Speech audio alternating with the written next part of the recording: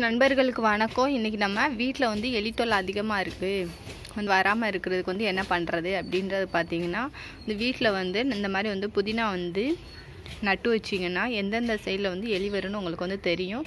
அப்படி இருக்கிற இடத்துல வந்துட்டு நீங்கள் வந்து புதினா வந்து பதியம் போட்டு வச்சிங்கன்னா அந்த வாசனைக்கு வந்து எலி வந்து ரத்தாவே வந்து வராது. நீங்கள் மாடித்தோட்டம் வச்சுருக்கிறவங்க வந்துட்டு இந்த மாதிரி செடிகள்லாம் வந்து நாஸ்தி பண்ணும்.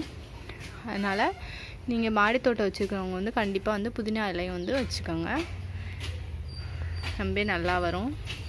வாங்கியாந்து இந்த மாதிரி நட்டு வச்சிட்டிங்கன்னா வந்துட்டு எல்லாமே வரும்னு சொல்ல முடியாது, ஒரு சில இது வந்துட்டு நல்லாவே வந்துடும். பாருங்கள், தண்ணியில் போட்டு வச்சிட்டிங்கன்னா 2 நாளில் தண்ணியில் போட்டு வச்சிட்டிங்கன்னா உங்களுக்கு வந்துட்டு நல்லா வந்துட்டு வர ஆரம்பிச்சிருக்கும். லைட்டாக வேர் விட்டோன்னே எடுத்து வந்து நட்டு வச்சுருங்க. ரொம்ப வேர் விட்டதுக்கப்புறம் வச்சிங்கன்னா அழுகி போயிடும். பாருங்கள் அவ்வளோ சூப்பராக வந்திருக்குன்னு. இது பார்த்திங்கன்னா இன்னொரு தொட்டியில் வந்து வச்சுருக்கேன், இதுவும் நல்லா வந்திருக்கு பாருங்கள்.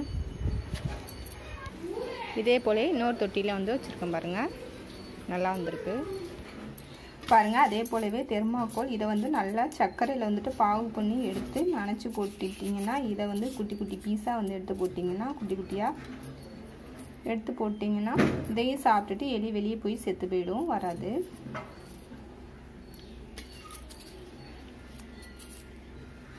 இது பார்த்திங்கன்னா கோழி பறவைகள் நம்ம வளர்க்குற இடத்துலலாம் இது வந்து வைக்காதீங்க. வச்சிங்கன்னா அதை சாப்பிட்டுட்டு அது கூட வந்துட்டு இறந்துடும். இது ரொம்பவே ஆபத்தானது. என்னோட இந்த பதிவு பிடிச்சிருந்தா லைக் பண்ணுங்கள். இவ்வளோ நேரம் என்னோடய பதிவு பார்த்தவங்களுக்கு ரொம்ப ரொம்ப நன்றி.